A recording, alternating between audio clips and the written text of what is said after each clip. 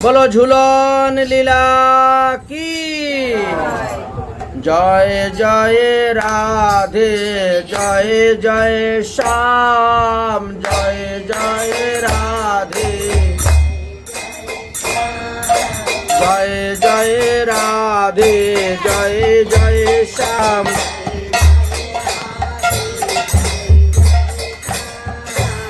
जय जय श्री वृंदावन धाम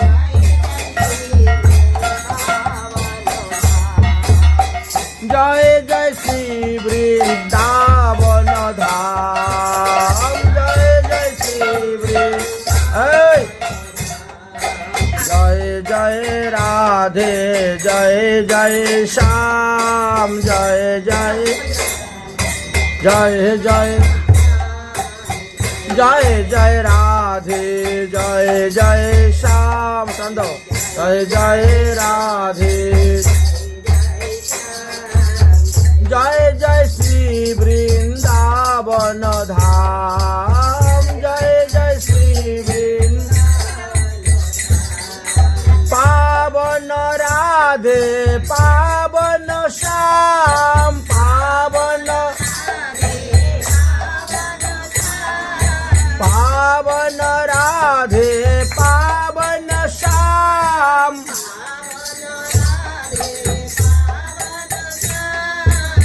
पावन श्री वृंदावन धाम पावन श्री वृंदावन धाम जय जय राधे जय जय श्याम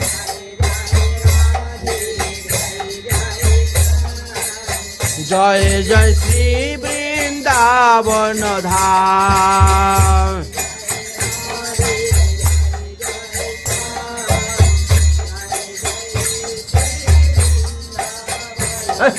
जय जय श्री वृंदावन धाम ताल किच्छु नहीं प्यारी राधे प्यारो श्याम प्यारी राधे प्यारो श्याम प्यारो श्री वृंदावन धाम जय जय राधे जय जय श्याम जय जय श्री वृंदावन धाम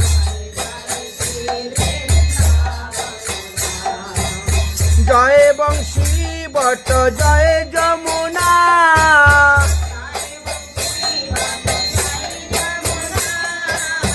जय बंशी बट जय जमुना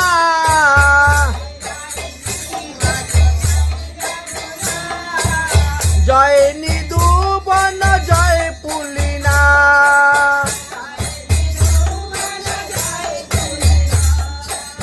जय निधुवन जय पुलिना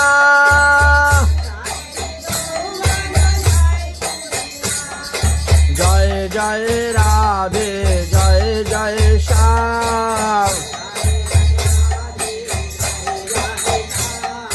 जय जय श्री वृंदावन धाम पावन राधे पावन श्याम पावन राधे पावन श्याम पावन श्री वृंदावन धाम जय जय राधे जय जय श्याम जय जय श्री वृंदावन धाम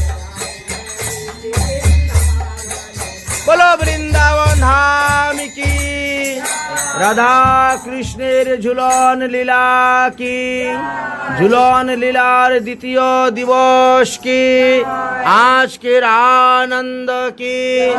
জয় জয় শ্রী রাধেশ্যাম। অনুগ্রহায় ভক্তানাং মনুষ্য দেহমাশ্রিত ভজতে তাদৃশী ক্রিয়া ইয়াহ শ্রুতা তৎপরো ভবেৎ। পরমহংস শিরোমণি সুখদেব গোস্বামী পাদ বললেন, হে মহারাজ পরীক্ষিত, ভক্তদেরকে অনুগ্রহ করিবার জন্য ভগবান মনুষ্য দেহ ধারণ করে এসেছেন এবং তিনি বহুবিধ লীলা করে যাচ্ছেন। আজ আমরা শ্রী শ্রী গৌর গোবিন্দের ঝুলন লীলা বা হিন্দুলা লীলা সম্পর্কে আমরা আস্বাদন করব। এটি অতি রসময় লীলা, এই হিন্দুলা লীলা বা ঝুলন লীলা। এই ঝুলন লীলা ব্রজমণ্ডলে 13 দিন যাবৎ চলে। গতকাল হইতে এই ঝুলন লীলা আরম্ভ হয়েছে, অর্থাৎ শ্রাবণ মাসের শুক্লপক্ষের তৃতীয়া থেকে আরম্ভ হয় আর পূর্ণিমাতে গিয়ে তার সমাপ্তি ঘটে। এইভাবে প্রতি বৎসর ত্রয়োদশী দিবস এই মধুমোহী ঝুলন লীলার স্থিতিকাল নির্ণয় করা হয়েছে। অবশ্য শ্রী শ্রী রাধা মাধবের যত লীলা আছে সেটাকে 2 ভাগে বিভক্ত করা হয়েছে। একটা হলো নিত্যলীলা আর একটা হলো নৈমিত্তিক লীলা। নিত্যলীলা এই যে ঝুলন লীলাটি, এটি শ্রী রাধাকুণ্ডে মধ্যাহ্নকালীন সময়ে হর্ষবর্ষ বনেতে প্রতিদিনই অনুষ্ঠিত হয়ে থাকে। অর্থাৎ 12 মাসই ঝুলন লীলা হয় রাধাকুণ্ডের ঈশান কোণে হর্ষবর্ষ বনে। রাধারানী আসেন, ঝুলন লীলা করেন, হোলি খেলেন, তারপরে স্নান করেন, তারপরে গিয়ে ভোজন করেন রাধাকুণ্ডে। এটি নিত্যলীলা ভগবানের চলে, তাই একে নিত্য লীলা বলা হয়েছে। সুতরাং এই যে 13 দিন, এই ত্রয়োদশী দিবস এইভাবেই এই লীলা চলবে। নৈমিত্তিক লীলা, এই লীলাকে স্মরণ করে আমরা এখানে 13 দিন সেই লীলা উৎসব অনুষ্ঠান করে থাকি। নিত্যলীলা নিত্যধামে হয় এবং এটি আমাদের উপাসনার বস্তু। নৈমিত্তিক যে লীলা সেটি প্রকট ব্রজধামে ব্রজলীলায়। শ্রী শ্রী রাধা মাধবের যত সমস্ত মধুর লীলা আছে তার মধ্যে ঝুলন লীলাটি হলো এটি অতি অন্যতম। এর অশেষ মাধুর্য এবং রসের সমাহার এর মধ্যে আছে। যেই দিন এই লীলা আরম্ভ হয় সেই দিন এই নিমিত্ত লীলার স্থিতিতে শ্রীধাম নবদ্বীপে শ্রী শ্রী গৌর সুন্দর পার্ষদগণ সঙ্গে যখন গঙ্গার তটে গমন করেন তখন শ্রীবাসের উদ্যানে হিন্দুল মণ্ডপের উপরই তিনি উপবেশন করেন। এই লীলাটা মহাপ্রভু স্মরণ করে সব ভক্তদেরকে বর্ণন করেছিলেন। মহাপ্রভু মন জেনে শ্রীবাস পণ্ডিত পূর্বেই মহাপ্রভুর দোলনের জন্য রত্নময় হিন্দুলা নির্মাণ করেছিলেন। শ্রীমৎ মহাপ্রভু ভাবাবিষ্ট হয়েছেন, তাই শ্রী শ্রী রাধা মাধবের অপূর্ব মধুর ব্রজের হিঞ্জুলার রসের চিত্রটিতে তিনার মনের মধ্যে ফুটে উঠেছিল। তাই মহাপ্রভু সেইভাবে ভাবিত হয়ে ডগমগ হয়ে গিয়েছিলেন। সর্বাঙ্গ পুলক, নয়নে গদগদ অশ্রুধারা বহিতেছে, অষ্টসাত্ত্বিক বিকার মহাপ্রভুর দেহে উপস্থিত হয়েছে, অঙ্গ প্রত্যঙ্গ কম্পিত হচ্ছে। শ্রীস্বরূপ দামোদর মহাপ্রভুর মন জেনে সেই ব্রজের রাধা মাধবের এই মধুর হিন্দুল লীলার গান মল্লার রাগে আরম্ভ করিলেন। সেই মধুমোহী লীলা শ্রবণে মহাপ্রভু ব্রজলীলায় আবিষ্ট হয়ে গেলেন। মহাপ্রভুর চরণের আশ্রিত যত অনুচরগণ ছিলেন তারাও সব ব্রজলীলায় আবিষ্ট হয়ে গেলেন। শ্রী নিত্যানন্দ প্রভু, শ্রী অদ্বৈত প্রভু সকলেই তো সেই রসে আবিষ্ট। তাই মহাপ্রভুর বামে গদাধরকে নিয়ে তিনি বসলেন এক হিন্দুলার উপরে। ভক্তগণ আবিষ্ট চিত্তে মৃদু মৃদু আলোড়ন দিতেছেন রত্ন হিন্দুলাকে, আর সকলে মিলে গান করিতেছেন। হিন্দুলার গান গাইতেছেন।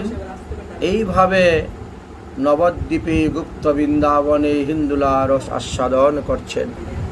দেখত ঝুলত গৌর কিশোর, দেখত ঝুলত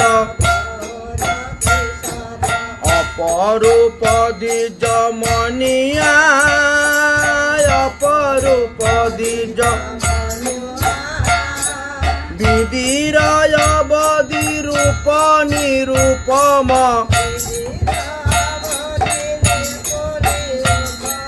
কচিত কাঞ্চন জিনিয়া, কচিত কাঞ্চন। দেখত ঝুলত গৌর চন্দ্র,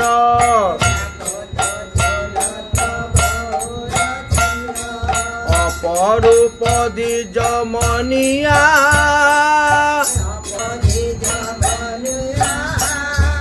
দেখত ঝুলত গৌর চন্দ্র,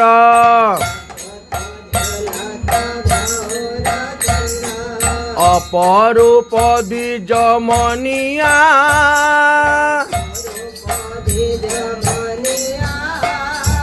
বিধির অবধি রূপ নিরূপম, কাঞ্চন কচিত জিনিয়া, কচিত কাঞ্চন।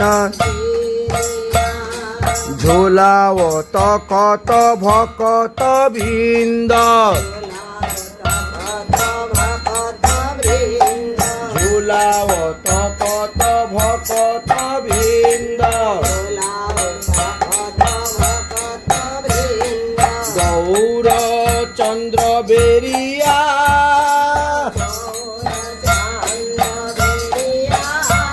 আরে গৌর চন্দ্র বেরিয়া।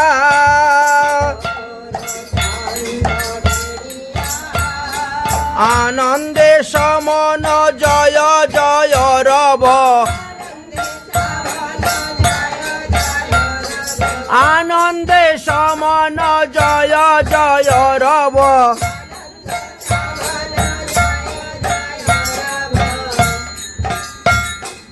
উতলে নগর নদিয়া,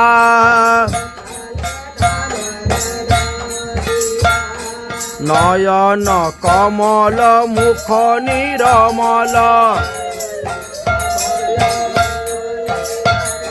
নয়ন কমল মুখ নিরমল। শরদ চাঁদ জিনিয়া,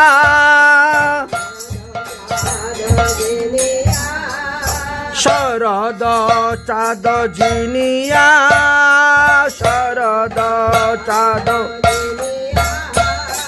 নগরের লোক ধায় এক মুখ, নগরের লোক ধায় এক মুখ। হরি হরি ধ্বনি শুনিয়া, আর হরি হরি ধ্বনি শুনিয়া।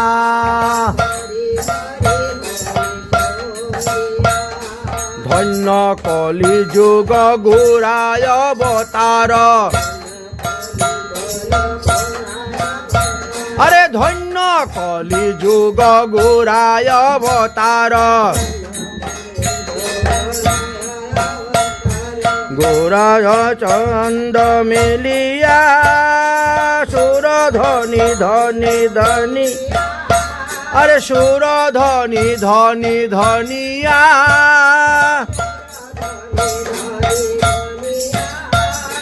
গোরা চাঁদ বিনে আনো নাহি মনে গোরা চাঁদ বিনে আনো নাহি মনে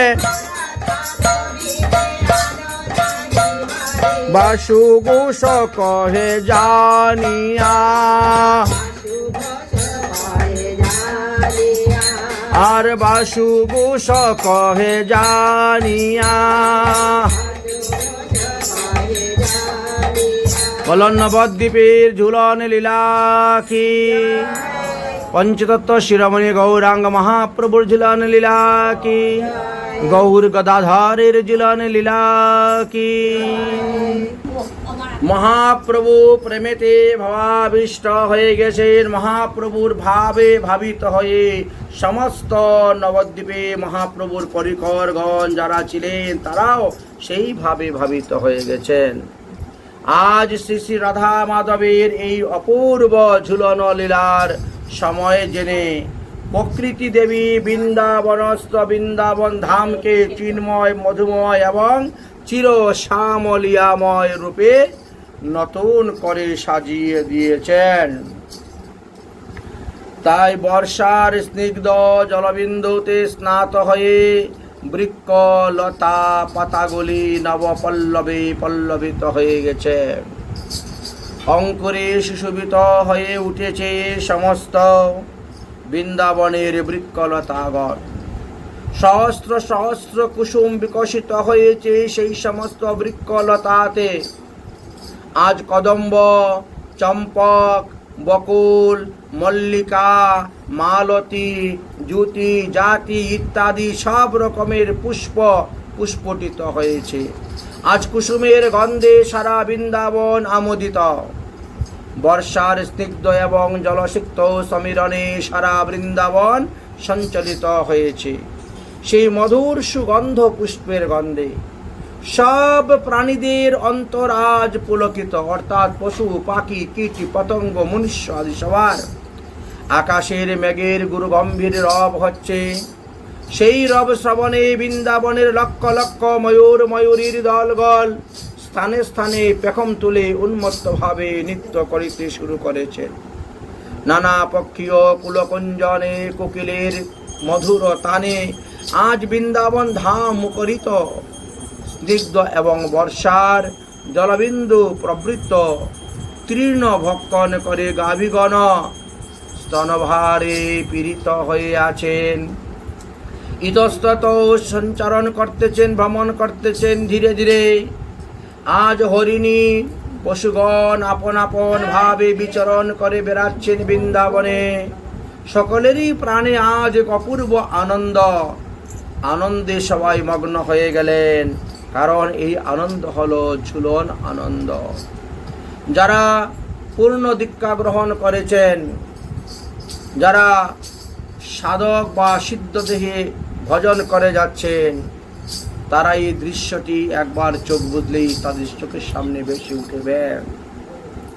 এই চিত্রটি একবার চোখের সম্মুখে তুলে ধরলেন আমাদের পদকর্তাগণ। বৃন্দা দেবী, বনদেবীগণ, সখীগণ অপূর্ব সৌন্দর্যের ভৃতে দিয়ে শ্রী রাধা মাধবের লীলা হিন্দুলাগুলি রচনা করেছেন। বৃহৎ কদম্ব ডালায় অতিশয় পট্টডুরি দ্বারা তৈরি করা হয়েছে হিন্দুলা। সেই পট্টডুরি দিয়ে হিন্দুলা রচনা করা হয়েছে। আমরা যে হিন্দুলা দেখি সে কি রূপে? নানা রঙের ফুল দিয়ে, লতা পাতা দিয়ে তৈরি করা। বর্তমানে আমরা যে হিন্দুলা দেখতেছি এইরকম হিন্দুলা নয়। রাধা মাধবের হিন্দুলা ছিল বিশেষ হিন্দুলা। হিন্দুলা মানে এই ঝুলনের যে কাঠ, এটাকে হিন্দুলা বলা হয়। বিশেষ ধরনের, কি ধরনের ছিল জানেন? কোনোটাতে কেবল রাধা যুগল গোবিন্দ ঝুলবেন, কোনোটায় রাধা গোবিন্দের পাশে দুই সখী ঝুলবেন, আবার কোথায়ও আলাদা আলাদা হিন্দুলা আছে 4 জন সহ ঝুলবেন, কোথায়ও আলাদা হিন্দুলা আছে অষ্টসখী নিয়ে ঝুলবেন, কোথায় বা গোলাকার আবৃত্তি আছে অষ্টদলে অষ্টসখী বসবেন, মধ্যে রাধা কৃষ্ণ বসবেন, অন্যদিকে মঞ্জুরিগণ সখীগণ বসবেন, কেউ কেউ বা দুলনা দুলাবেন। এই প্রকারে 16 জন, 32 জন, 64 জন, 128 জন, 100 জন, 1000 জন বসতে পারে এত বড় বড় ঝুলন ছিল হিন্দুলা।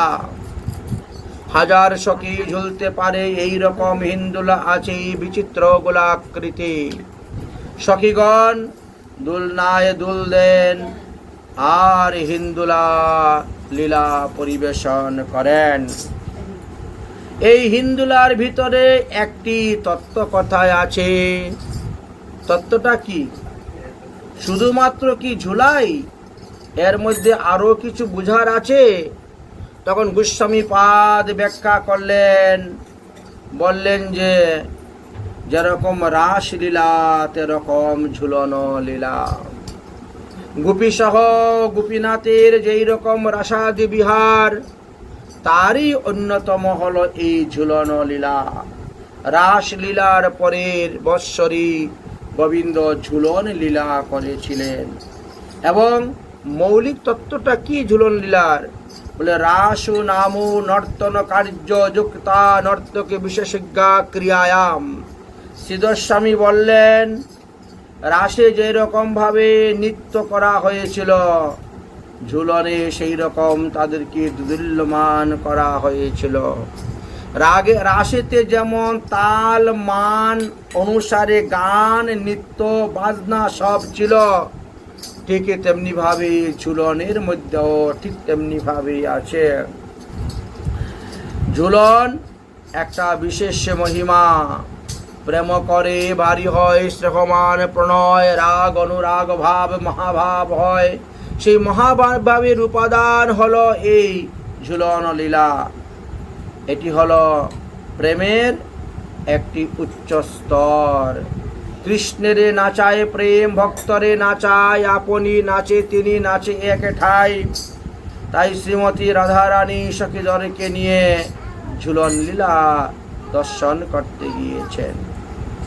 মহাপ্রভু নবদ্বীপে বসে ভাবাভাবে রাধা ভাবে ভাবিত হয়ে নিজেকে অঙ্গীকার করে তিনি সেই ভাব প্রকাশ করে তাদের নিকটে বর্ণন করতেছেন।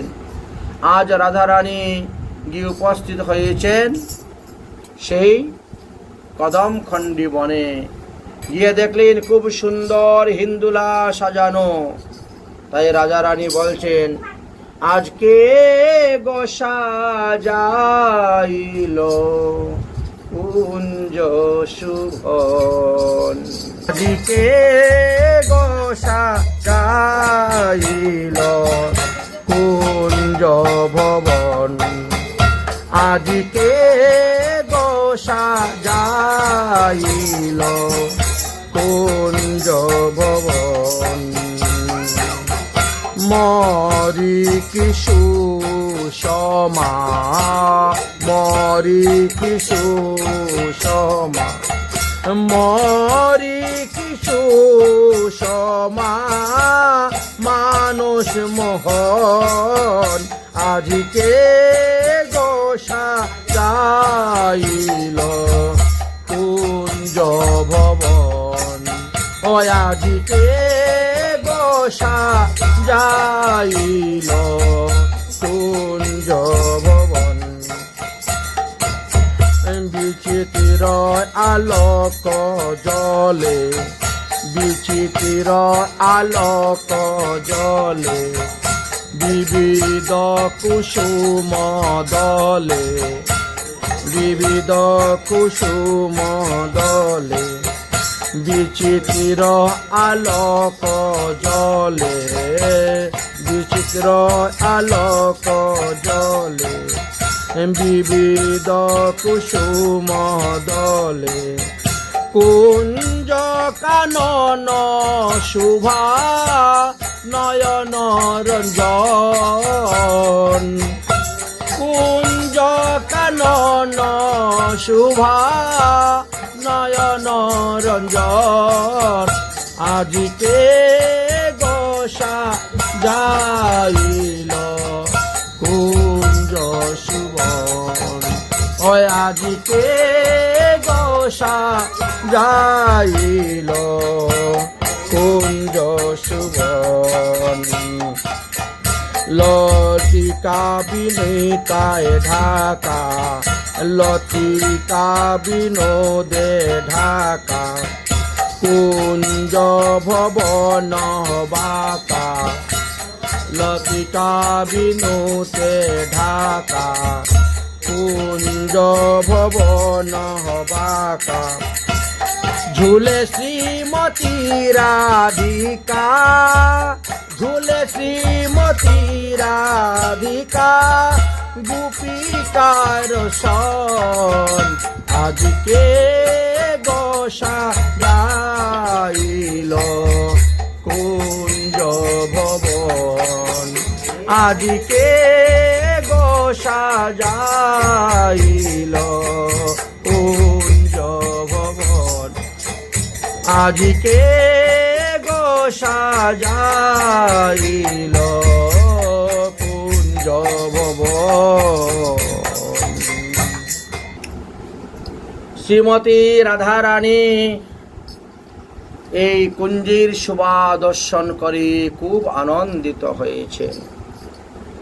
শ্রী গোবিন্দকে সংবাদ পাঠিয়েছেন, আজ আমরা ওই বনে ফুল তুলতে যাচ্ছি, তুমি কিন্তু ওই বনে গোচারণ করতে যাবে। রাধা গোবিন্দের সংবাদ প্রেরক হলের মধ্যেখানে পিয়নগিরি কে করতেন? পূর্ণমাসী যোগমায়া। যোগমায়ার বাড়ি কোথায় ছিল? সংকেত গ্রামে। নন্দগ্রাম আর বর্ষানার মধ্যবর্তী স্থান হলো সংকেত গ্রাম। সেই গ্রামে পূর্ণমাসী যোগমায়া দেবী থাকতেন। শ্রী গোবিন্দ গোচারণ করতে যদি আগে চলে যান, সংকেতে সংবাদ দিয়ে যেতেন, আমি কিন্তু আজকে অমুক বনে যাচ্ছি গোচারণ করতে। বুঝলেন? তাহলে রাধা রানী ললিতা আদি সখীগণ তারা বিভিন্ন ছলনায় সেই বনে যাবেনই যাবেন। আবার ওরা যদি আগে বেরিয়ে যায় তাহলে ওখানে সংকেত পাঠায়, আজকে আমরা অমুক জায়গায় থাকব, অতএব গোবিন্দ যেন গোচারণ করতে অমুক জায়গায় যান। প্রতিদিন নিত্যলীলা চলছে।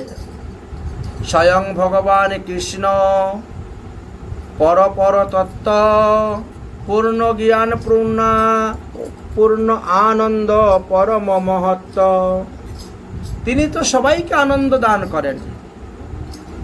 ভক্ত বিনোদার্থং মে করমি বিবিধ ক্রিয়া, ভক্তদেরকে আনন্দ দান করাই হলো তার কাজ। তাই যে ভক্ত তিনাকে যেভাবে ভজে তিনিও তারে সেইভাবে ভজেন, এটা তার স্বভাবে। ভক্ত অধীন ভগবান।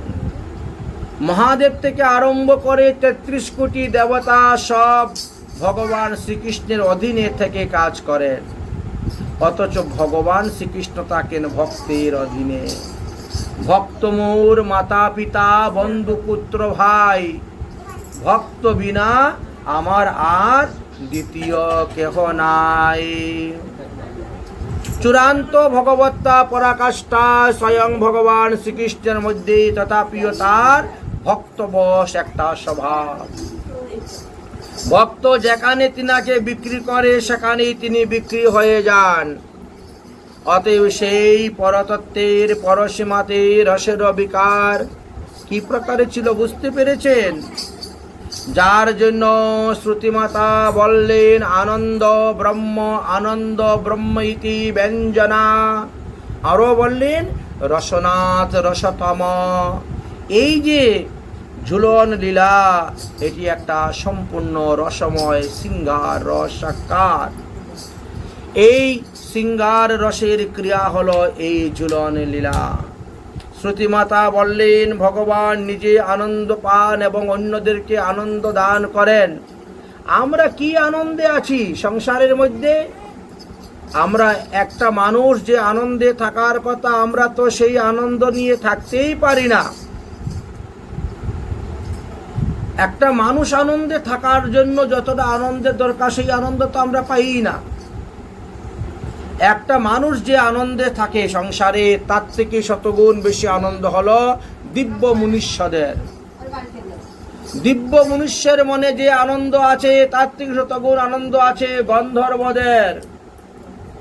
গন্ধর্বের মধ্যে যে আনন্দ আছে, তার থেকে শতগুণ বেশি আনন্দ আছে দেবগন্ধর্বদের। দেবগন্ধর্বদের মধ্যে যে আনন্দ আছে, তার থেকে 100 গুণ বেশি আনন্দ আছেন দেবতারা। দেবতার মধ্যে যে আনন্দ আছে, তার থেকে 100 গুণ বেশি আনন্দে আছেন দেবরাজ ইন্দ্র। দেবরাজ ইন্দ্র যে আনন্দে আছেন, তার থেকে 100 গুণ বেশি আনন্দে আছেন ব্রহ্মা। ব্রহ্মা যে আনন্দে আছেন, তার থেকে কোটি গুণ বেশি আনন্দে আছেন কৃষ্ণ ভক্তরা, যারা ভগবান শ্রীকৃষ্ণের ভজন করেন, যারা মন প্রাণ দেহ গেহ সব কিছু ভগবানের চরণে অর্পণ করে দিয়েছেন, যারা উত্তম বৈষ্ণব হতে পেরেছেন, যারা একান্তভাবে ভগবানের ভজন করেন, তাদের মতন সুখী আর কেউ নেই। তারা শ্রী গোবিন্দের লীলা সর্বদা আস্বাদন করেন। শ্রী গোবিন্দের লীলা 3 স্থানে অনুষ্ঠিত হয়েছে। এক হলো দ্বারকায় লীলা, এক হলো মথুরায় লীলা, আরেক হলো বৃন্দাবনে লীলা। তাই বৃন্দাবনের লীলাটাই ব্রজ উপাসনের উপাসক, কারণ একে বলা হয় মাধুর্যময়ী লীলা। এই যে ঝুলন যাত্রা, ঝুলন লীলা, এটি মাধুর্যময়ী লীলা। কৃষ্ণকে ঈশ্বর নাহি জানে ব্রজজন। ব্রজের গোপীরা কখনো কৃষ্ণকে ঈশ্বর জ্ঞানে দেখতেন না বা ভালোবাসতেন না, জানতেন না তারা। ঐশ্বর্য দেখিল নিজ সম্বন্ধ মনন। কৃষ্ণের প্রতি সর্বদা তাদের মাধুর্য ছিল, কোনো ঐশ্বর্য ছিল না। এতে গোবিন্দকে বলা হয়েছে লীলা পুরুষোত্তম। তিনি হচ্ছেন লীলা পুরুষোত্তম, আর রামচন্দ্র ছিলেন মর্যাদা পুরুষোত্তম, আর মহাপ্রভু আসলেন এই যুগে প্রেম পুরুষোত্তম রূপে। তাই লীলার সার্থকতা কি জানো? লীলা মানেই হলো খেলা। বললেন না না না না, ওটা সাধারণ জীবের মতো খেলা নয়। এই খেলার মধ্যে একটা বিশেষতা আছে। ভগবান এই যে ঝুলন লীলা করেছেন, এটা কোনো সাধারণ খেলা নয়। ভগবান প্রতিটা যুগে যুগেই আসেন, আর এক এক যুগে এক একভাবে লীলা করে ভক্তদের হৃদয়ে আস্থান গেড়ে যান। পরিত্রাণায়ং সাধূনাং বিনাশায়ংশ্চ সদুষ্কৃতম ধর্ম স্থাপনাথায় সম্ভবামি যুগে যুগে। গীতাতে যে ভগবান বলছেন সাধুদেরকে তিনি পরিত্রাণ করেন, দুষ্টদেরকে বিনাশ করেন, ধর্মের স্থাপন করেন, এইসব কর্ম ভগবানের স্বেচ্ছা হর্ষে অনায়াসেন সম্পাদয়ত শতচেষ্টতি। এইগুলো তো অনায়াসই হয়ে যায় ভগবানের। কিন্তু ঝুলন লীলা, রাসলীলা, এইগুলি অনায়াসে হয় না। আমিও না, জানি না, জানে গোপীগণ। সব যুগমায়া আশ্রয় করিয়া নটবর কাজ করে থাকে। তাই রাধা কৃষ্ণের মিলন যুগমায়া করিয়া থাকে। এই লীলাটি সাধকগণের শ্রবণীয়। তাই সমস্ত গোবিন্দের লীলা খেলার মধ্যে যে সিঙ্গার রসময় ব্রজবালা গণের যে খেলা, তার মধ্যে অন্যতম হলো এই ঝুলন লীলা। তাই ঝুলন লীলাটা আমাদের অবশ্য শ্রবণীয়। এটি সাধকের ভজনীয় তত্ত্ব পরব আস্বাদনের বস্তু। কিন্তু অনেকেই বলেন যে শ্রী শ্রী রাধা মাধবের সিঙ্গার রসময় লীলা শ্রবণের অধিকার সাধারণ মানুষের নয়। বিষ্ণু দীক্ষা বিহীনা নাম নাই অধিকার কথা শ্রবে। যারা বিষ্ণু মন্ত্রে দীক্ষা গ্রহণ করেন নাই, তারা তো রাধা গোবিন্দের এই সমস্ত লীলা কথা শ্রবণের অধিকারই নাই। তাহলে কি সাধারণ মানুষ বঞ্চিত থাকবে? এই যে উচ্চকোটি লীলা রস, তা আস্বাদন কি কোনোদিনও সাধারণ মানুষ করতে পারবে না? আমরা জানতে চাই ভাগবত কি বলছেন। ব্যক্তিগত কাহারও কথা শোনা আমাদের উচিত নয়। ভাগবতে কি সিদ্ধান্ত আছে সেটা আমাদের দেখতে হবে। মহারাজ পরীক্ষিত বললেন, অবশ্যই মহাজনগণ বলেন যে জিজ্ঞাসা করা যায়, জানা যায়, শোনা যায়, বোঝা যায়। তবে জিজ্ঞাসাটা হচ্ছে বহির্মুখের। ওই যে তার সভায় ছিলেন যারা কর্মী, জ্ঞানী, যোগী, তাদের মুখ দেখে পরীক্ষিত মহারাজ বুঝলেন যে এরা স্নিগ্ধ। তখন সুকমণি রাসলীলা বর্ণন করতে কীর্তন করেছিলেন। সুখদেব গোস্বামী তো আজন্ম বৈরাগ্য, মায়ার সঙ্গে তার কোনো সম্পর্ক নেই। ভগবানের সঙ্গে কথা বলেন তিনি, কথা বলতে বলতে তিনি জন্মগ্রহণ করেছিলেন। মাতৃগর্ভ থেকে ভগবানের সঙ্গে কথা বলছেন, কথা বলতে বলতে জন্মগ্রহণ করেছিলেন। মাতৃগর্ভে 12 বৎসর কাল তিনি থেকে গিয়েছিলেন, কিছুতেই নিষ্ক্রান্ত হচ্ছেন না। ভগবান এসে বললেন, মায়া তোমাকে ছুবে না, আমি কথা দিচ্ছি। তখনই তো তার জন্ম হলো। কিশোর অবস্থায় জন্মে কিশোর অবস্থায় বনে চলে গেলেন।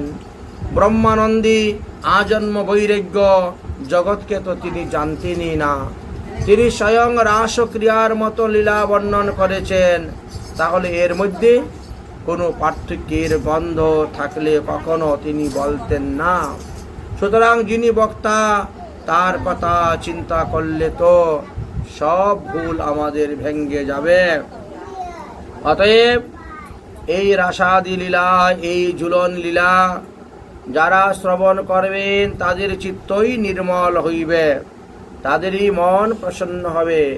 ভগবানের নাম করতে করতে, ভগবানের লীলা শ্রবণ করতে করতে চিত্তরূপী দর্পণ মার্জন হইবে। ভক্ত অনুগ্রহায় ভক্তনাং মনুষ্যাং দেহমাশ্রিত ভজতে তাদৃশ্য ক্রিয়া শাশ্রুতা তৎপরু ভবেৎ। যা শ্রুতা, শুনতে হবে, অর্থ বুঝেন আর না বুঝেন, ভগবানের লীলা কথা শ্রবণ করলে লাভ। এইসব লীলার মধ্যে এত বিশাল শক্তি নিহিত আছে যে সর্বদা হৃদয়ের অন্ধকারকে দূর করে দেয়, মানুষের হৃদয়ের কাম বাসনাকে নাশ করে দেয়, মানুষের হৃদয়ের মধ্যে প্রেম ভক্তি উদয় করে দেয়। এত শক্তি ভগবানের লীলা কথায়। এই জন্যই তো সুখদেব গোস্বামী পাদ এই ভগবানের লীলা কথা ব্যাখ্যা করেছেন।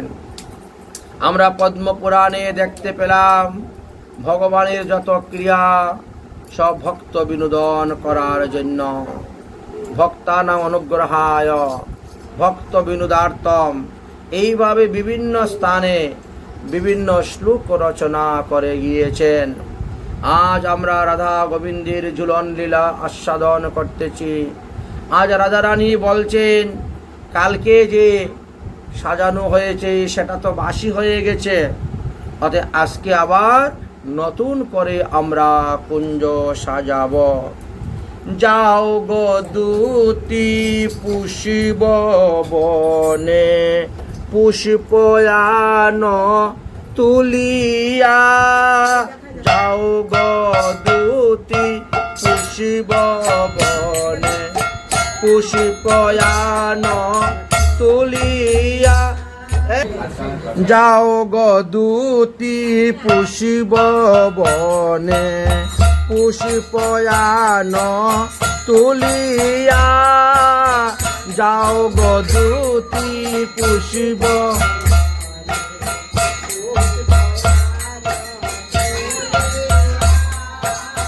যাও গো দূতি পুষ্প বনে, পুষ্পয়ান তুলিয়া।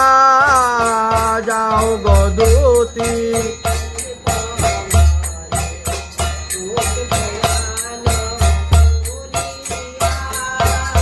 সাজাইব ঝুলনা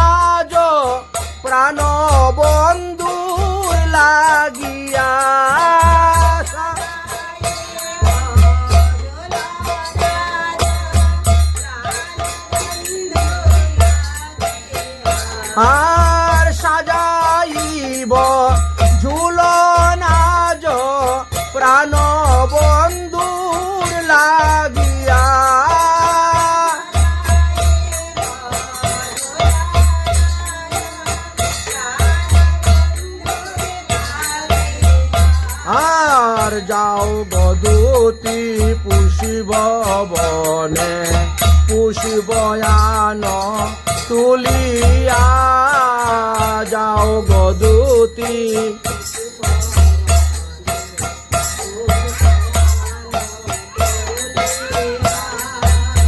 জুই চাপা গন্ধ মালি আনগ সখী তুলিয়া, জুই চাপা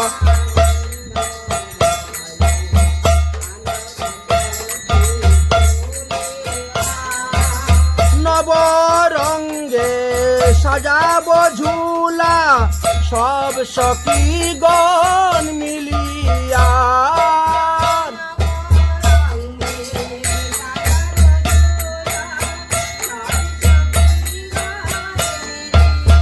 আর নবরঙ্গে সাজাব ঝুলা সব সখী গণ মিলিয়া।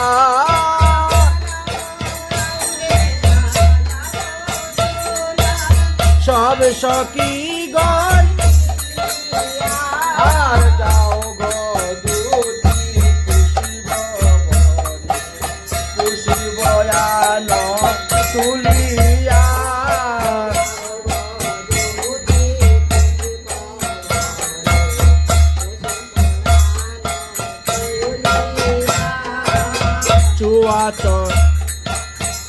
চুয়া চন্দন ঘষি কটুরায় দাও ভরিয়া, চুয়া চন্দন ঘষি কটুরায় দাও।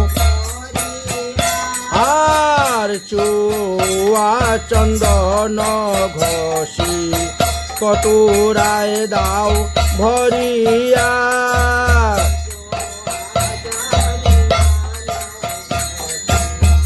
কটুরায় দাও বন্ধু আসলে দিও তারে ছিটাইয়া ছিটাইয়া।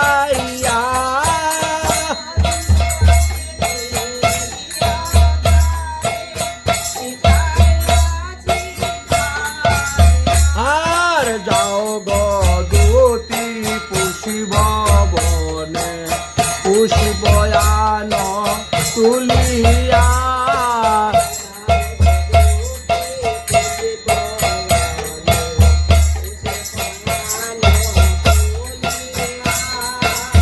ভেবে রাধা রমন বলে মনে কিছু ভাবিয়া।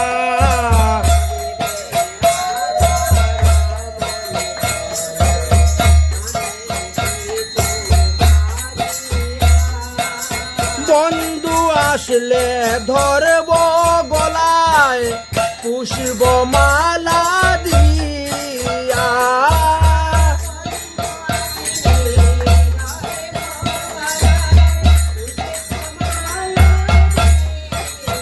আর বন্ধু আসলে ধরব গলায় পুষব মালা দিয়া।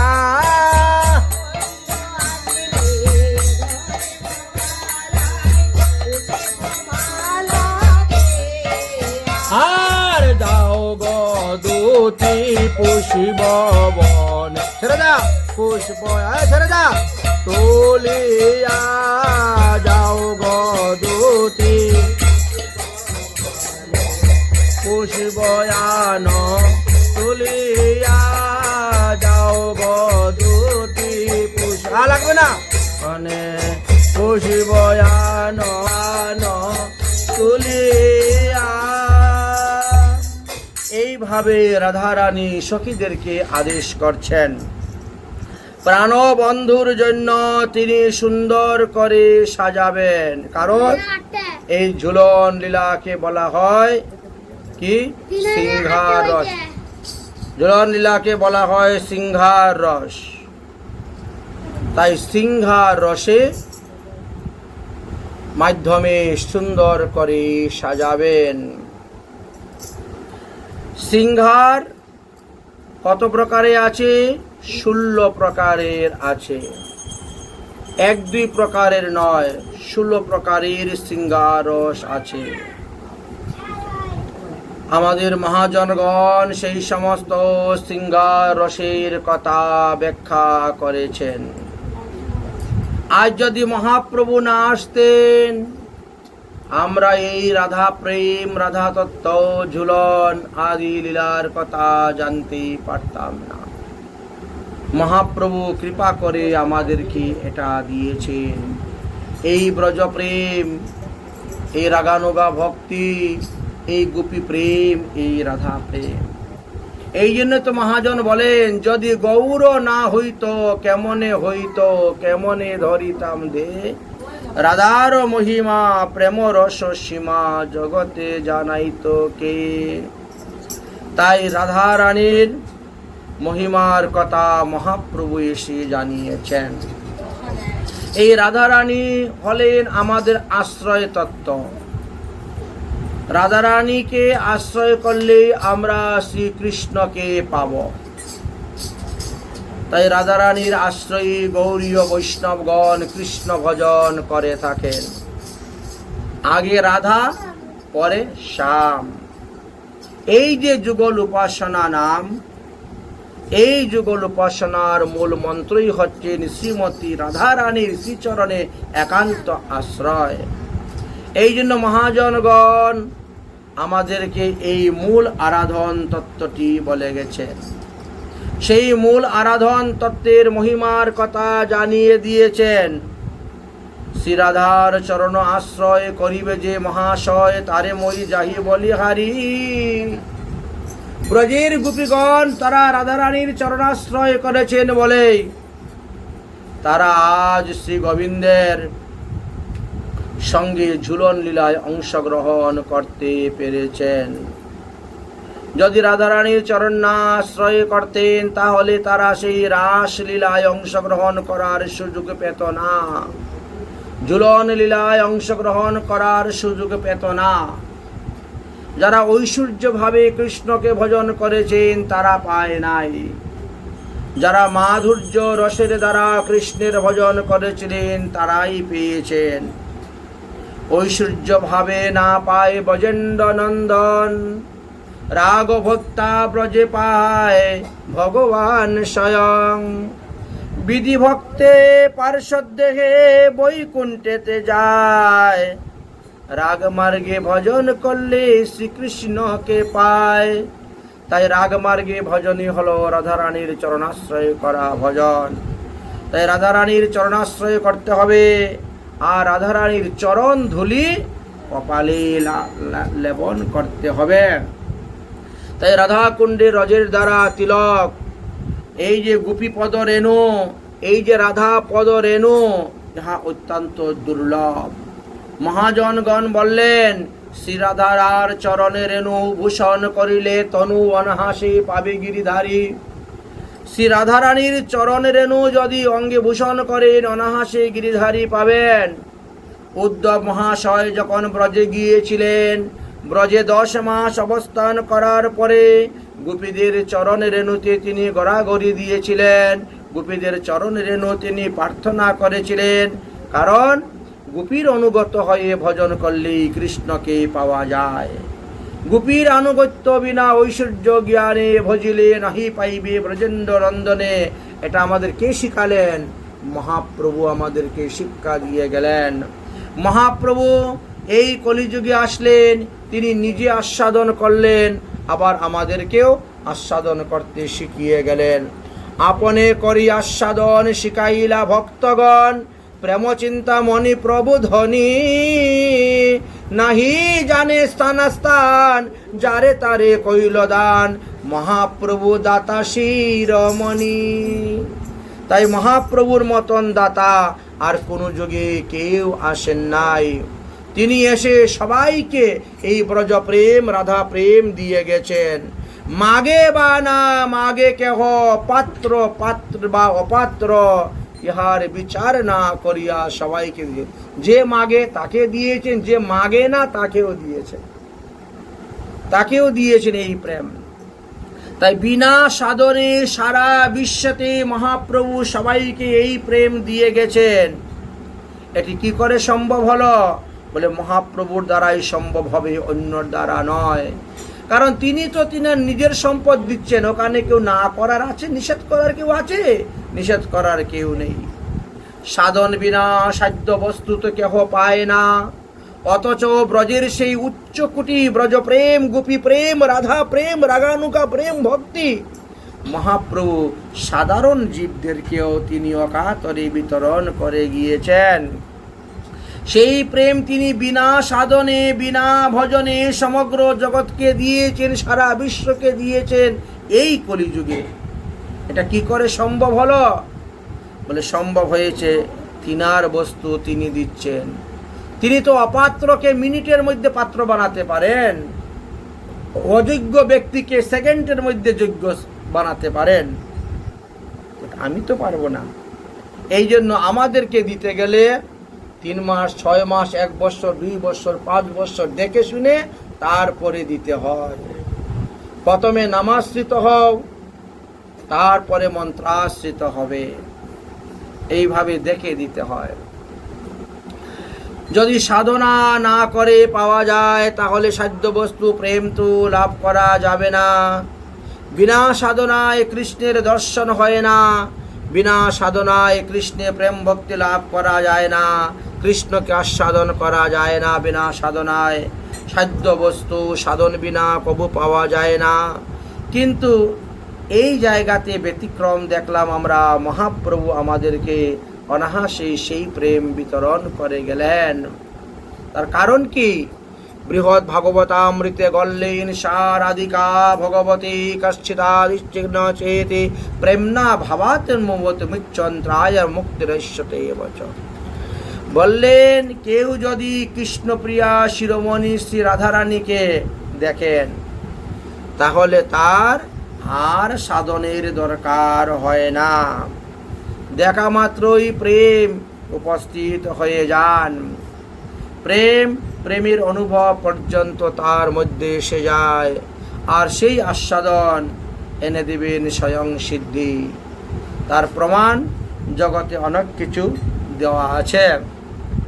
এই জন্য রাধারানীর অঙ্গকান্তি নিয়েই মহাপ্রভু আজ গৌর হয়েছেন। কান্তিটি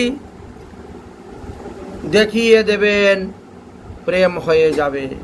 মহাপ্রভুকে দেখলে পরেই প্রেম হয়ে যায়, কারণ রাধারানীর ভাব কান্তি নিয়ে আমার গৌর সুন্দর এসেছেন। তাই তো মহাজনগণ বলেন, এসেছে ব্রজের বাঁকা কালো শোকা, দেখবি আয় দেখবি আয় মোদের এই নদিয়ায়, মোদের এই নদিয়ায়।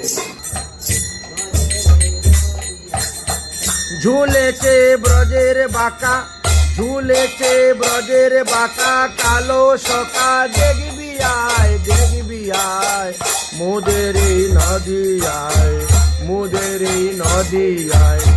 ঝুলেছে ব্রজের বাঁকা,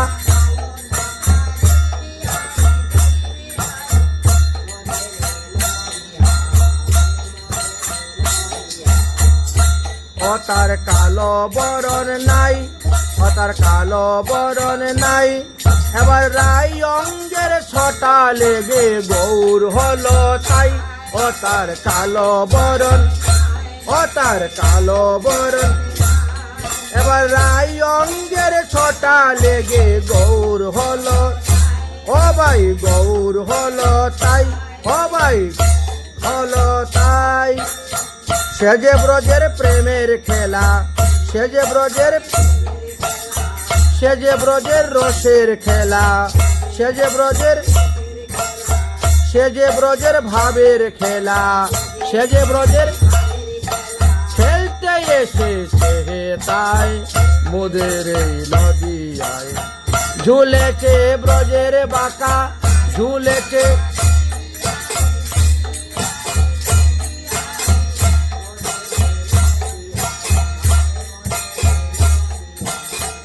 মোদের এই নদিয়ায়, মোদের সে ব্রজের চতুর কানাই, সে ব্রজের চতুর কানাই, যার বাঁশি শুনে ভুলত গোপীর ধর্ম রাখত না, গোপীর ধর্ম কুলের ধর্ম রাখত না, কুলের ধর্ম।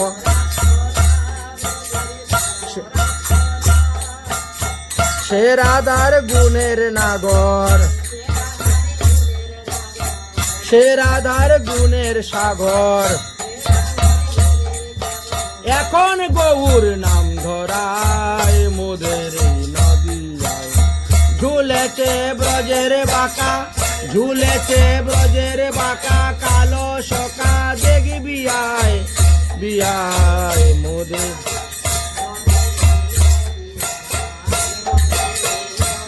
ও তার প্রেমের ওই রীত, ও তার প্রেমের ওই, আগে মন মজাইয়া শেষটা বড় জ্বালায় বিপরীত, মন মজাইয়া শেষটা বড়,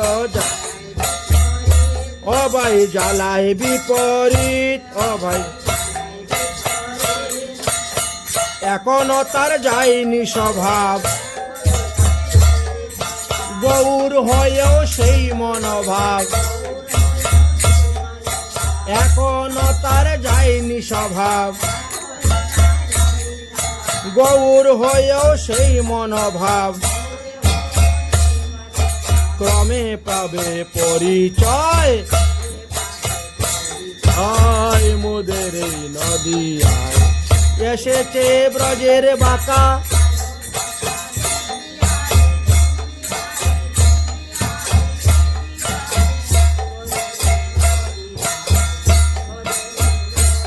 দেখো প্রেমে, প্রেমেতে ঋণী হয়েছে, প্রেমেতে ঋণী, তাই হাতের বাঁশি কেড়ে নিয়ে বিদায় দিয়েছে।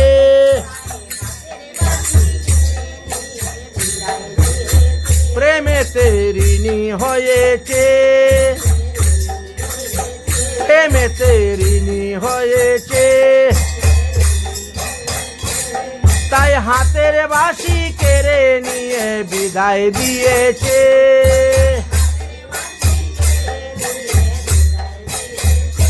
ও ভাই বিদায় দিয়েছে, ও ভাই বিদায় দিয়েছে। রাধা নাম সাধবে কিসে, বাঁশি নাই নাম সাধবে কিসে, তাই বদনে তার গুণ গায়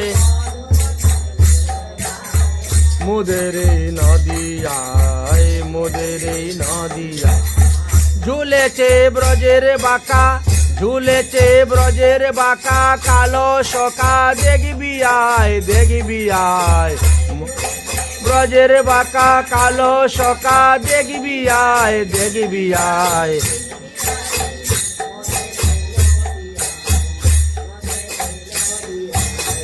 গদাধর রাধা হয়েছে,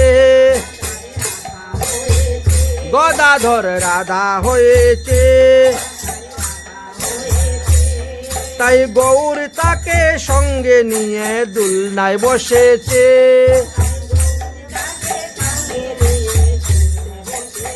গদাধর রাধা হয়েছে, গদাধর রাধা হয়েছে, তাই গৌর তাকে দুলনায় বসেছে, তাই গৌর তাকে সঙ্গে নিয়ে ও ভাই দুলনায় বসেছে। আজ ভক্তগণ মন আনন্দে, আজ ভক্তগণ মন আনন্দে, ঝুলনে ঝুলা ঝুলায় মোদের এই নদিয়ায়, মোদের এই নদিয়ায়।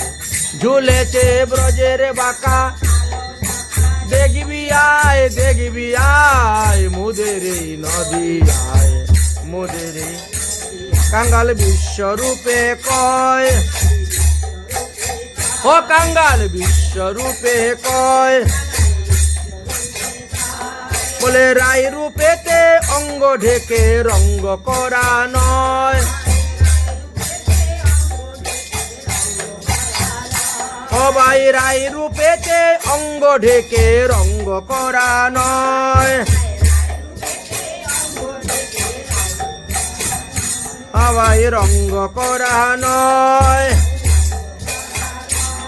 আর ত্রিভুবন উদ্ধারিলে, পাপি তাপি উদ্ধারিলে, ত্রিভুবন উদ্ধারিলে, পাপি তাপি উদ্ধারিলে, তবে খালাস ঋণের দায় মোদের এই নদিয়ায়। ঝুলেছে ব্রজের বাঁকা, দেখবি আয় দেখবি আয়।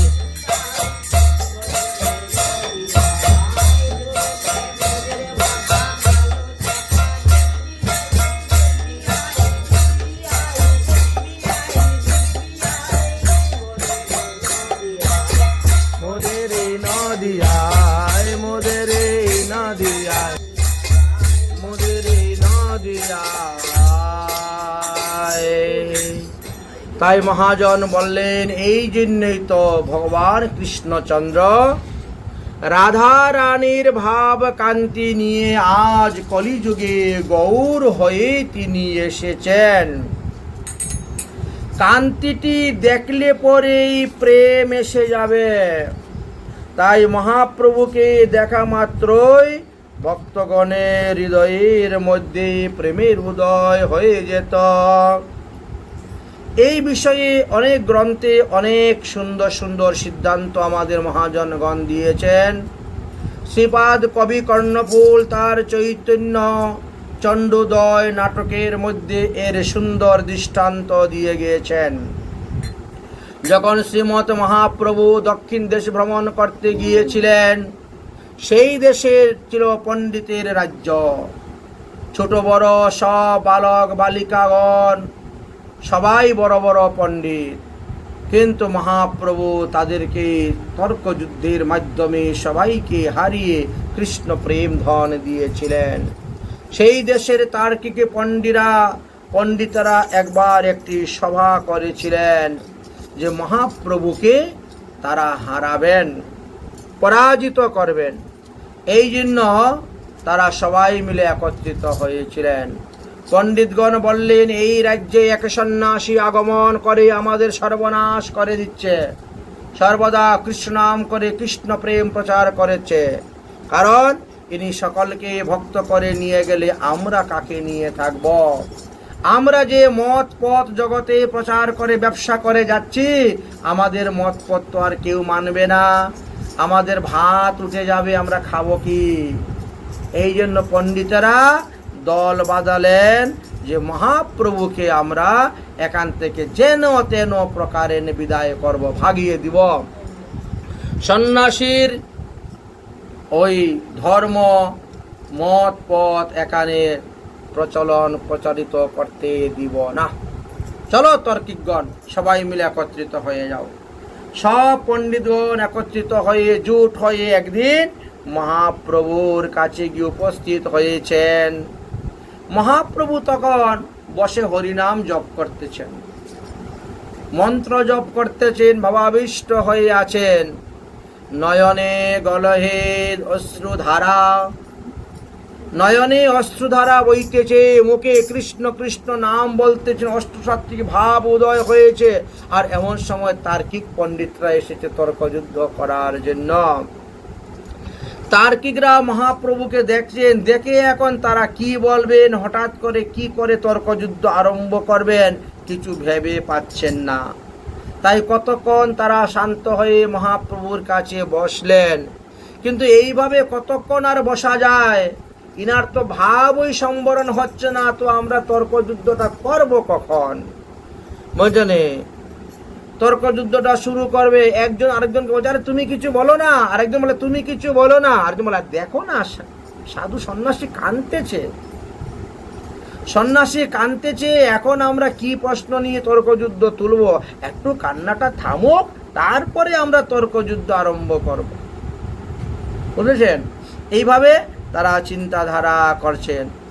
আসলে এই যে রাধারানীর ভাব কান্তি নিয়ে মহাপ্রভু গৌর হয়ে এসেছেন, মহাপ্রভুর বাইরের এই ভাব কান্তি দেখতে দেখতে দেখতে দেখতে ওই তার্কিক পণ্ডিতদের মনের দুর্বাসনা দূর হয়ে গেল। মহাপ্রভুকে দেখতে দেখতেই তাদের হৃদয়ে প্রেমের উদয় হয়ে গেল এবং তারা প্রেম লাভ করেছিল। মহাপ্রভুর চরণে তারা পড়ে গিয়েছিল, ক্ষমা ভিক্ষা চেয়েছিলেন, কারণ রাধারানীর কান্তিটা তো মহাপ্রভুর উপরে অঙ্গে ধারণ করে আছেন। ভিতরে শ্রীকৃষ্ণ, বাহিরে রাধা। মহাপ্রভুর সেই আবেশ যখন ভাঙল, তখন আর তার্কিক পণ্ডিতগণ কেউ তিনার সঙ্গে তর্কযুদ্ধ করলেন না। তারাও সবাই কৃষ্ণ কৃষ্ণ বলে কাঁদতে লাগলেন। ইহা মহাপ্রভুর কৃপা।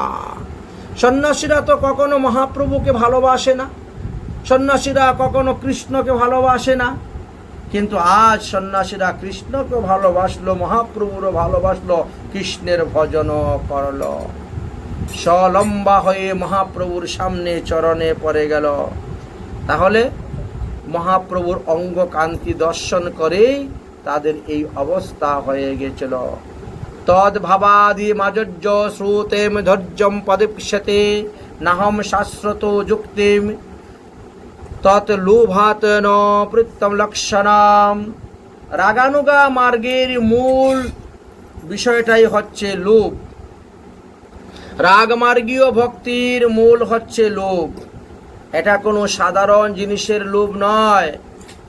এই লোভটা হলো ভগবান পাদপদ্ম লাভ করার লোভ। এই লোভ হলো প্রেম ভক্তি লাভ করার লোভ। এই লোভ হলো রাধা গোবিন্দের সাক্ষাৎ দর্শন করার লোভ। এই লোভ হলো সাক্ষাৎভাবে রাধা গোবিন্দের সেবা করার লোভ। তাই এটাকে বাস্তব জগতের, প্রাকৃতিক জগতের লোভের সঙ্গে তুলনা দেওয়া যাবে না। গোস্বামী পাদ বললেন, এত অলৌকিক, এটা ভক্তিমূলক। এই লোভের দ্বারা মানুষ ভগবান লাভ করতে পারে।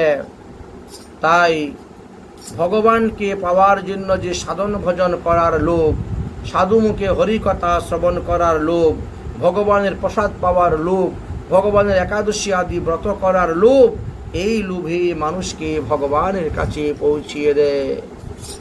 লোভ, এই লোভের দ্বারা মানুষ কখনো হারায় না, কখনো অধঃপতন হয় না, কখনো নিম্নগামী হয় না। তাই মহাজনগণ বললেন, লোভ সাধু সঙ্গে হরিকথায় সর্বদা রাখতে হইবে, ব্রজক্রিয়া শুনতে হইবে। মহাপ্রভু এই যুগের মানুষকে রাধা মাধবের ভজন মাধুর লীলা শ্রবণ করাইয়াছেন। তবে এই লীলা শক্তিতে তার হৃদয়ে শুদ্ধ হয়ে যাবে যারা এই লীলা কথা কায় মনোবাক্যে শ্রবণ করবেন। তিনার এই লীলা শ্রবণের দ্বারা তিনি প্রেম ভক্তি লাভ করতে পারবেন। তাই মহাপ্রভু এই ঝুলনে লীলা নবদ্বীপে বসে নবদ্বীপের সমস্ত ভক্তদেরকে তিনি বর্ণন করে দিয়েছেন। বলছেন, হরি হরি, আর কি এমন দশা হবে, কবে বিশ্বভানুপুরে আহিরি গুপিরে ঘরে তনয়া হইয়া জন্মিব। আমি যদি আজ ব্রজের গোপীর ঘরে জন্মগ্রহণ করতাম, তাহলে আমিও কৃষ্ণের সঙ্গে ঝুলন ঝুলতে পারতাম, ঝুলাতে পারতাম। যা বটে আমার কবে এ পানি গ্রহণ হবে, বসতি করিব কবে তাই। রাধারানীর বিবাহ যাবটে হয়েছে, আমার বিয়ে যদি যাবটে হয়, তাহলে আমিও তো সেখানে থেকে রাধা গোবিন্দের সেবা করতে পারব। সখীর পরম প্রেষ্ঠ, যে তাহার হয় শ্রেষ্ঠ, সেবন করিব তাহা পায়। তাই সখীগণ যাহা আদেশ করবেন, আমি তাহা পালন করব। হেতু কৃপবান হইয়া রাতুল চরণ লইয়া আমারে করিবে অর্পণ। সফল হইবে দশা, পুরিবে মনের আশা, সেবি দুহার যুগল চরণ। তাই রাধা গোবিন্দের চরণ যুগল সেবাই হলো আমাদের একমাত্র লোক। কিন্তু রাধা গোবিন্দের চরণ যুগল সেবার অধিকার কে দিবেন? শ্রী গুরুদেব। সম্পর্ক কে স্থাপন করে দিবেন? শ্রী গুরুদেব। তিনার কাছেই সব কিছু আছে। নীল পটাম্বর যতনে পরাইব, পায়ে দিব রতন মঞ্জুরি। ভিঙ্গারের জলে রাঙ্গা চরণ ধোয়াইব, মুচাইব আপন চিকুলি। সেই রাধা গোবিন্দের চরণ ধৌত করাব, মাতার কেশ দিয়ে তাদের চরণ ধুয়ে মুছিয়ে দিব এবং তাদের চরণে সোনার রূপার নপুর পরিয়ে দিব। কুসুম কমল দলে সেজ বিচাইব, শয়ন করাইব দুহাকারে। ধবল চামর আনি মৃদু মৃদু ব্যঞ্জিব, চরমিত হোক শরীরে। এইভাবে সাধুগণের মনে লোভ রাধা গোবিন্দের সেবার জন্য। রতিশ্রমে সমযুক্ত নাগরী নাগর, মুখ ভরি তাম্বুল যোগায়। মলয়জ চন্দন মৃগমধ্য কর্পুল, মিথিতাহি গাত লাগয়। অপরূপ প্রিয় সখী প্রেম, নিজ প্রেম কুটি নির্জন নির্জন নতুন তুলহ মাক কান হেম। এইভাবে সাধুগণের মনে লোভ। আজ শ্রীমতী রাধারানী সখীদেরকে নিয়ে রওনা হয়েছেন নিকুঞ্জ বনের দিকে। এই যে রাত্রে 8:24 পর রাধারানী অভিসারে বেরিয়ে যান। তিনি তারপরে গিয়ে ঝুলন করবেন, তারপরে রাসলীলা হবে। তাই এই ঝুলন লীলা উপলক্ষে আমরা ভাগবতীয় কথা আস্বাদন করতেছি। এই ঝুলন লীলার মাধ্যমে রাধা গোবিন্দের লীলা কথা আমরা শ্রবণ করতে পারছি। আজ রাধারানী নিকুঞ্জ বনে গিয়ে উপস্থিত হয়েছেন গোবিন্দের সঙ্গে ঝুলন করার জন্য। আজ নিকুঞ্জ কাননে গো ঝুলে রাধা রানী। আজ নিদুবনে রসের ঝুলনে, রসবতী রাই ঝুলে। আজ নিদুবনে রসের ঝুলনে, রসবতী রাই ঝুলে। কিরকম বাজনা বাজাচ্ছেন? দুতলা 1 2। আজ নিদুবনে রসের ঝুলনে, রসবতী রাই ঝুলে।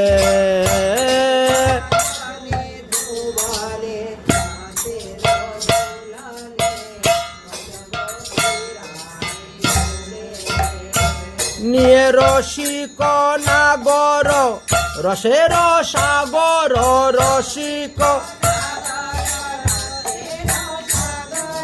রসিক নাগর রসের সাগর।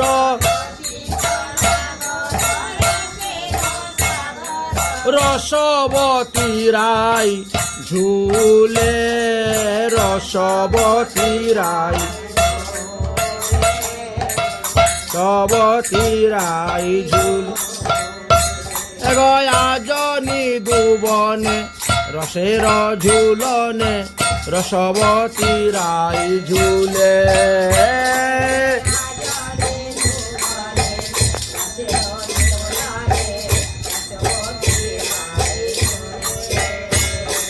রসবতী রাই ঝুলে।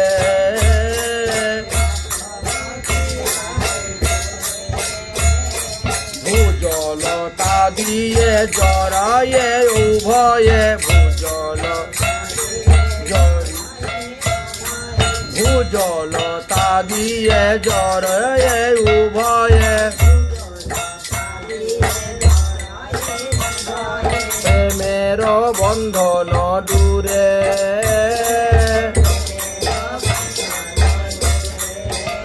আর প্রেমের বন্ধন দূরে, প্রেমের বন্ধন। আরে ভুজলতা দিয়ে জড়িয়ে উভয়ে,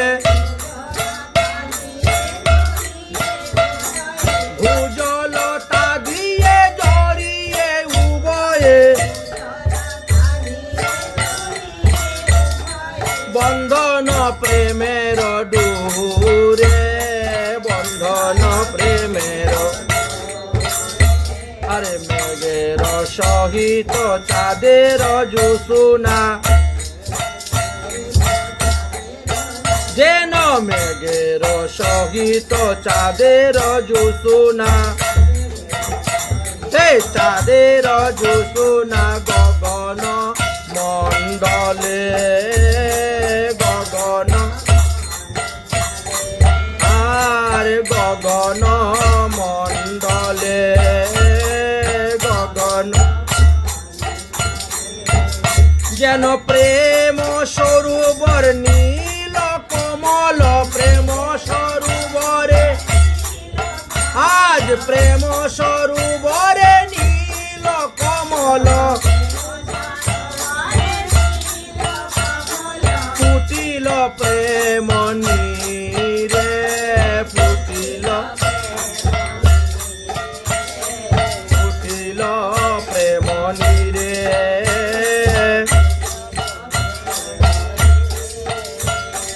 বাঁশি হাতে আনি কৃষ্ণ আহ্লাদিনী, বাঁশি হাতে আনি রাধে, বাঁশি হাতে আনি কৃষ্ণ আহ্লাদিনী, বাঁশি হাতে আনি কৃষ্ণ, বাঁশি হাতে আনি কৃষ্ণ আহ্লাদিনী। আদো আদো বাণী বলে,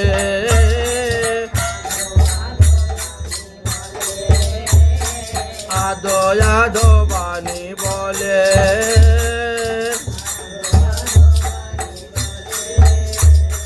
বাঁশি হাতে আনি কৃষ্ণ আহ্লাদিনী, আদো আদো বাণী বলে,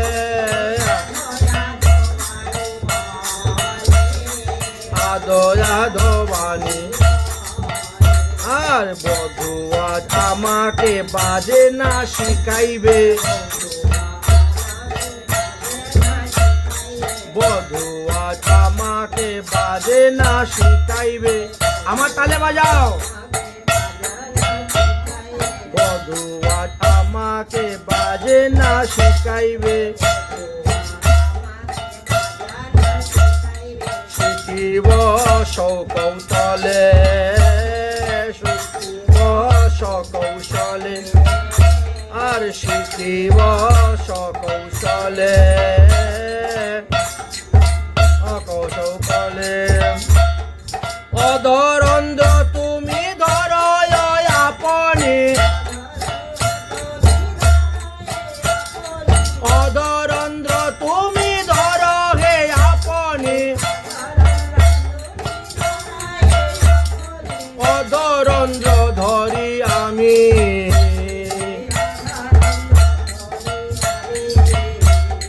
বাঁশিটি দুজনার অধরে রাখিয়া, আর বাঁশিটি দুজনার অধরে রাখিয়া, বাজাইব সকৌশলে,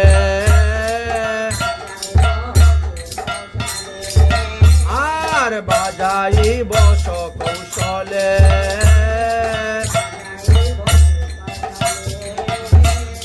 বাজাইব সকৌশলে। মর্মানো জানিয়া শ্রীকৃষ্ণ আপনি, আর মর্মানো জানিয়া শ্রীকৃষ্ণ আপনি, অঙ্গীকার করি নিল,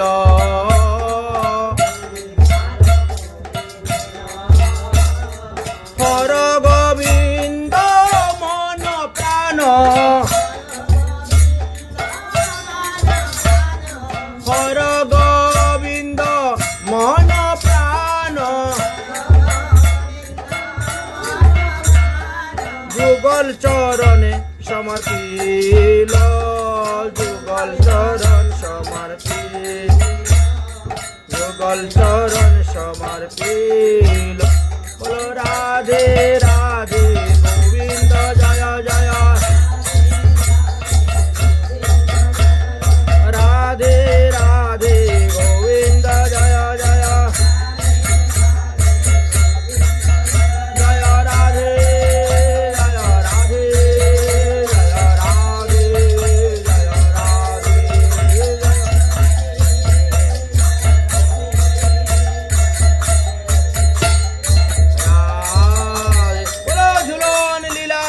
কি, ঝুলন যাত্রার দ্বিতীয় দিবস কি, আজকের আনন্দ কি। জয় জয় শ্রী রাধে শ্যাম।